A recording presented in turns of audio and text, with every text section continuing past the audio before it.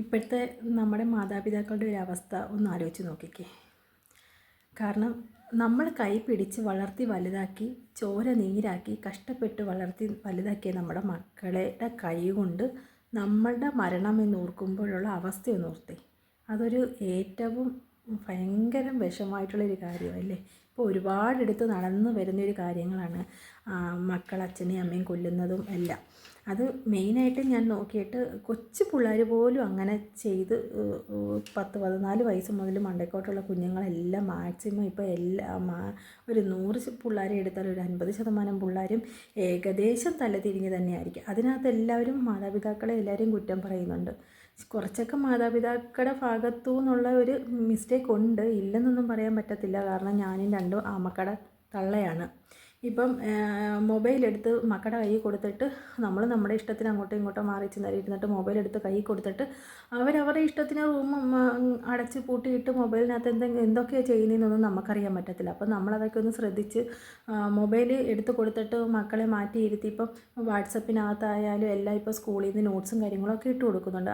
അതിന് നോക്കാനാണെന്നും പറഞ്ഞുകൊണ്ടായിരിക്കും അതുങ്ങൾ പോകുന്നത്. നമ്മളതൊന്നും ശ്രദ്ധിക്കണം, അവരത് തന്നെയാണെന്നോ ഇല്ല നമ്മുടെ കൂടെ തന്നെ ഇരുത്തണം. കൂടെ തന്നെ ഇരുത്തിയിട്ട് അത് മൊബൈലിനകത്തിൽ എന്തെല്ലാം കാര്യങ്ങളാണോ അത് അവരുടെ കൂടെ തന്നെ ഇരുന്ന് അതെല്ലാം ഒന്ന് ജസ്റ്റ് ഒന്ന് നോക്കി എല്ലാം എടുത്തിട്ട് മൊബൈൽ മേടിച്ച് വെച്ചിട്ട് അവരവരുടെ പാട് നോക്കി അങ്ങ് വിട്ടാൽ മതി. പിന്നെ കുഞ്ഞുങ്ങളെ കളിപ്പിക്കാൻ വിടുകയൊക്കെ ചെയ്യണം. അത്യാവശ്യം പുറത്ത് സഹകരിക്കാനും കളിപ്പിക്കാനും വിടണം. അങ്ങ് ഒരുപാട് അങ്ങ് ഓവറാവരുത്.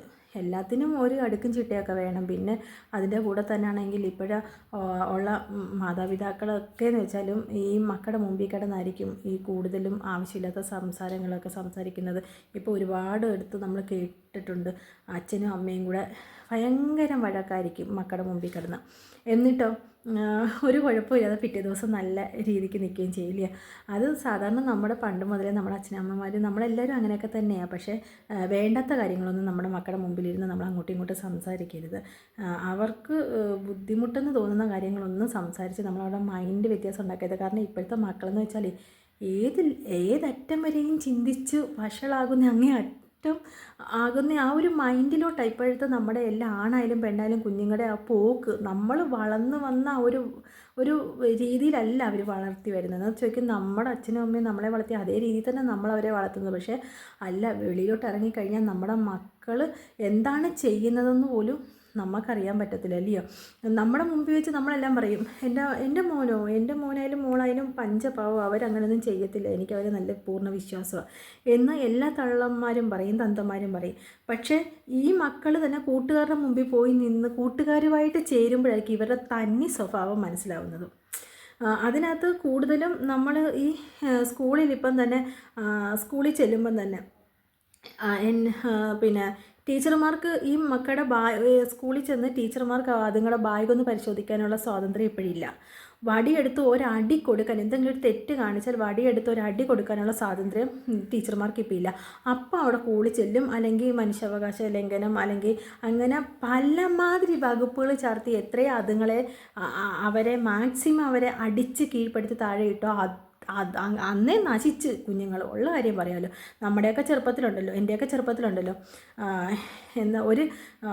എന്തെങ്കിലും ഒരു മിക്കവാറുമുള്ള ദിവസങ്ങളിലെല്ലാം ഹിസ്റ്ററിയുടെ എസ്സേ ഒക്കെ എഴുതിപ്പിക്കും. അതിനകത്തൊരു മാർഗ്ഗം കുറഞ്ഞു പോയാൽ എന്തോരടിയാണ് തരുന്നത്. അപ്പം അങ്ങനെ പോലെ നമുക്ക് വീട്ടിൽ ചെന്നൊന്നും പറയാൻ പറ്റത്തില്ല. നമ്മൾ പഠിക്കാനായിട്ടില്ലേ, കുഴപ്പമൊന്നുമില്ല എന്ന് പറയും. പക്ഷേ അതേസമയം ഇപ്പോഴങ്ങനെയാണോ? ഇപ്പം ടീച്ചർമാർക്ക് വടിയെടുത്തൊന്നും പറയാനും അടിക്കാനും ഒന്നും പറ്റില്ല. അതുപോലെ ടീച്ചർമാർ തന്നെ ഇപ്പം പേരൻസ് മീറ്റിങ്ങിന് ചെല്ലുമ്പോൾ എൻ്റെ മൂത്ത മോൻ 9ാം ക്ലാസ്സിലാണ്. പേരൻസ് മീറ്റിങ്ങിന് ചെല്ലുമ്പം ടീച്ചർമാർ പറയുന്നത് എന്തോന്നറിയാമോ, പിന്നെ മെയിനായിട്ടും നിങ്ങൾ അച്ഛനമ്മമാർ പെണ്ണിൻ്റെ ആയാലും ആണിൻ്റെ ആയാലും നിങ്ങൾ ചെക്ക് ചെയ്യണം ബാഗൊക്കെ. നിങ്ങൾ പെട്ടെന്നൊക്കെ ആ ബാഗും കാര്യങ്ങളൊക്കെ ഒന്ന് ചെക്ക് ചെയ്തേക്കണം. ഞങ്ങൾക്ക് അതുങ്ങളുടെ ബാഗോ കാര്യങ്ങളോ ചെക്ക് ചെയ്യാൻ പറ്റത്തില്ല. എന്തെങ്കിലും ചെറിയൊരു ഇൻഫർമേഷൻ കിട്ടിയിട്ട് ഞങ്ങൾ ഇപ്പം തന്നെ ലഹരി ആയാലും ചെറിയ ചെറിയ രീതികളിൽ മാക്സിമം സ്കൂൾ ഭാഗങ്ങളിലായിരിക്കും ഏറ്റവും കൂടുതലും പോകുന്നത്. അപ്പം കുഞ്ഞുങ്ങൾ ആ രീതിയിൽ പെടരുതെന്നും പറഞ്ഞുകൊണ്ട് മാക്സിമം എന്തെങ്കിലും ഒരു കാര്യം ബാഗിനകത്ത് എന്തെങ്കിലും ഒന്ന് തപ്പ് കൊടുക്കുകയോ ചെയ്തു കഴിഞ്ഞാൽ അപ്പോൾ കുഞ്ഞുങ്ങൾ വരെ തിരിയും. അപ്പം നമ്മളോട് പറയും നിങ്ങളൊക്കെ ഒന്ന് ചെക്ക് ചെയ്തേക്കണേ, ഇങ്ങനെയൊക്കെയുള്ള സംഭവങ്ങൾ പുറത്തൊക്കെ നടക്കുന്നുണ്ട്, അതുകൊണ്ട് എല്ലാവരും ബാഗും കാര്യങ്ങളും ഒക്കെ ഇടയ്ക്കിടയ്ക്ക് നിങ്ങളുടെ മക്കളാണ് സൂക്ഷിക്കണം, ചെക്ക് ചെയ്യണം എന്നൊക്കെ നമ്മുടെ അടുത്ത് പറയും. ഇതൊക്കെ ടീച്ചർമാർക്കുള്ള അവകാശം ടീച്ചർമാർക്ക് കൊടുത്തായിരുന്നെങ്കിൽ നമുക്ക് ഇതിൻ്റെ വല്ല കാര്യം ഉണ്ടായിരുന്നോ? സ്കൂളിൽ ചെന്ന് നമ്മുടെ മക്കളെ പൊന്നുപോലെ നോക്കുന്ന ടീച്ചർമാരല്ലായിരുന്നു. എന്നിട്ട് അവർക്ക് 8ൻ്റെ പണി കൊടുത്ത് അവിടെ പിടിച്ചവിടെ ഇരുത്തിയേക്കുക. പിന്നെ എങ്ങനെയാണ് പിള്ളേർ നേരെയാവുന്നത്? കുഞ്ഞുങ്ങളെ അടിക്കാൻ പറ്റത്തില്ല, പള്ളു പറയാൻ പറ്റത്തില്ല. പള്ളു പറഞ്ഞാൽ തന്നെ കുഞ്ഞുങ്ങൾ തിരിച്ച് ചോദിക്കും, നിന്നെ ഞാൻ കാണിച്ചു തരാവടി, നീ ഇനി ഇവിടെ എത്ര കാലം ഉണ്ടെന്ന്. എത്ര മക്കൾ അങ്ങനെ ചോദിക്കുന്ന മക്കളുകളുണ്ട്, എത്ര മക്കളുകൾ ചോദിക്കും. ഈയിടെ തന്നെ ന്യൂസിനകത്ത് പറഞ്ഞു, ഒരു ടീച്ചർ ഇരുന്ന് വിഷമിച്ച് ഓരോന്നൊക്കെ പറയുന്നതൊക്കെ കേട്ടോ. ടീച്ചർമാർ അടിച്ചമർത്തി അതുങ്ങളുടെ കയ്യിലുള്ള ചൂരലിനെ എന്ന് ആ ചൂരൽ താഴെ വെപ്പിച്ച് അന്ന് തുടങ്ങി നമ്മുടെ മക്കളുടെ അധപ്പതനം. ഉള്ള കാര്യമാണ് ഞാൻ പറയുന്നത് കേട്ടോ. എനിക്ക് വിഷമമുള്ളതുണ്ട്. കാരണം ഞാനാണെങ്കിൽ 9ാം ക്ലാസ്സിൽ പഠിക്കും എൻ്റെ മോന്. നാളെ ഒരു സമയത്ത് നമ്മളെല്ലാം പറഞ്ഞു കൊടുക്കുന്നുണ്ടോ, നാളെ ഒരു സമയത്ത് ഇതൊക്കെ എങ്ങനെയാകുമെന്നൊന്നും അറിയാൻ പറ്റത്തില്ല. കാരണം ഇപ്പോഴത്തെ തലമുറ എങ്ങനെയാണ് എന്നാൽ ചോദിക്കും, കൂട്ടത്തിൽ പോയാണോ നശിക്കുന്നതെന്ന് ചോദിക്കും. അങ്ങനെയല്ല ഞാൻ ഉദ്ദേശിക്കുന്നതും പറയുന്നത് മനസ്സിലാവുന്ന കുറച്ച് പേരെങ്കിലും ഉണ്ടെന്ന് ഞാൻ കരുതുന്നു. ഇപ്പോൾ തന്നെ നമ്മുടെ വീട്ടിലാണെങ്കിൽ എല്ലാം ഒന്നും നമ്മുടെ മക്കൾക്ക് മേടിച്ചു കൊടുക്കുക. അവരുടെ ഇഷ്ടത്തിന് എല്ലാ കാര്യങ്ങളും നമ്മൾ അങ്ങനെ നമ്മുടെ വീട്ടിൽ പിന്നെ ഉള്ളതും ഇല്ലാത്തതും എല്ലാം അറിഞ്ഞ് നമ്മൾ നമ്മുടെ മക്കളെ വളർത്തിയെടുക്കണം. എന്നിട്ട് പിന്നെ ഭയങ്കര സ്വാതന്ത്ര്യം അത്യാവശ്യം എല്ലാ കാര്യങ്ങൾക്കും കൊടുക്കണം. പക്ഷേ കൊടുക്കരുതെന്നൊന്നും ഞാൻ പറഞ്ഞില്ല, അത്യാവശ്യത്തിനെല്ലാം കൊടുക്കണം. പക്ഷേ ഓവറായിട്ട് അവർക്ക് ആവശ്യമുള്ള സാധനങ്ങളെല്ലാം മേടിച്ച് അവർക്ക് കൊടുത്ത് അവരെ വെറും വഷളാക്കരുത്. കൊച്ചു കുഞ്ഞുങ്ങൾ ആദ്യമേ അവരുടെ ആവശ്യം ചെറുതായിരിക്കും. പോകെ വലുതായി വരുമ്പോൾ അവരുടെ ആവശ്യങ്ങൾ വലുതായിരിക്കും. അത് നമ്മളെ കൊണ്ട് താങ്ങാൻ പറ്റാത്തതാണെന്നുണ്ടെങ്കിൽ അവർ നമ്മളെ ആക്രമിച്ചിട്ട് നമ്മുടെ ശരീരത്തിൽ കിടക്കുന്ന സ്വർണ്ണങ്ങളും കാര്യങ്ങളൊക്കെ എടുത്തുകൊണ്ട് പോയായിരിക്കും അവർ ഓരോന്ന് ചെയ്യുന്നത്. മാക്സിമം ഇപ്പോൾ നടന്നുകൊണ്ടിരിക്കുന്ന കാര്യങ്ങളും അങ്ങനെ തന്നെയാണ്. ആ ചെറുക്കനാണെങ്കിൽ വെഞ്ഞാറും മൂടി നടന്ന സംഭവങ്ങൾ എല്ലാവർക്കും അറിയാവുന്ന കാര്യങ്ങളാണല്ലോ. മാക്സിമം പണം കിട്ടാതെ വന്നപ്പോഴാണ് എല്ലാവരെയും കൊന്നു ഒരു പിന്നെ മൃഗീയമായിട്ട് എല്ലാവരെയും കൊന്നിരുന്നത് അല്ലേ. അതുകൊണ്ടാണ് പറയുന്നത്, ഉള്ളതും ഇല്ലാത്തതൊക്കെ അറിഞ്ഞ് നമ്മുടെ മക്കളെ വളർത്തിയെടുക്കണം. അച്ഛന് ഒരു മാസത്തെ ഇത്ര രൂപ വരുമാനമുണ്ട്, ആ വരുമാനത്തിൽ നമ്മൾ ഇത്രയും പേരും ജീവിക്കണം, നമ്മുടെ ചിലവുകൾ എത്ര ആണെന്നും അതുങ്ങളെ പറഞ്ഞ് ബോധ്യപ്പെടുത്തണം. അതുപോലെ തന്നെ ഞാനങ്ങനെയാണ് എൻ്റെ മോനോടൊക്കെ പറഞ്ഞ് ഇപ്പോഴേ ഇളയത് LKG ഇളയതിനോടും പറയും, 9ാം ക്ലാസ്സിൽ പഠിക്കുന്ന മോനോടും പറയും. കാരണം എന്താ, ഇപ്പോഴേ കുഞ്ഞുങ്ങളതൊക്കെ അറിഞ്ഞിരിക്കട്ടെ. ആണിനായാലും പെണ്ണിനായാലും ഈ വന്ന കാലത്ത് വിശ്വസിക്കാനൊന്നും കൊള്ളത്തില്ല. നമ്മളത് പറഞ്ഞ് മനസ്സിലാക്കുക. അതുങ്ങൾ ലെവലായി വരുന്നെങ്കിൽ ലെവലായി വരട്ടെ എന്നുള്ള ചിന്തയില്ല. പിന്നെ ഇപ്പം നമ്മുടെ ഒരു വിശ്വാസം എന്ന് വെച്ചാൽ നമ്മുടെ കുഞ്ഞ് തെറ്റുവഴി പോകത്തില്ല എന്നൊരു വിശ്വാസമുണ്ട്. കാരണം നമ്മൾ അതുങ്ങളെ വളർത്തുന്ന ചുറ്റുപാടും സാഹചര്യം ആ രീതിയിലായതുകൊണ്ട് അതുങ്ങൾ പോകത്തില്ല എന്ന് 100% നമുക്ക് ഉറപ്പുണ്ട്. ഇനിയെല്ലാം ദൈവത്തിൻ്റെ കയ്യിലിരിക്കുക. നമ്മുടെ ഭർത്താവിൻ്റെ എന്തൊക്കെയാണ് പിന്നെ നമ്മുടെ വീട്ടിലെ പിന്നെ ഒരു മാസത്തെ വരവ് എന്താണെന്ന് കുഞ്ഞുങ്ങളെ പറഞ്ഞ് നമ്മൾ മനസ്സിലാക്കി കൊടുക്കണം. ആ ഒരു മാസത്തെ ചിലവുകൾ എന്തൊക്കെയാണെന്ന് കുഞ്ഞുങ്ങളെ പറഞ്ഞ് നമ്മൾ മനസ്സിലാക്കി കൊടുക്കണം.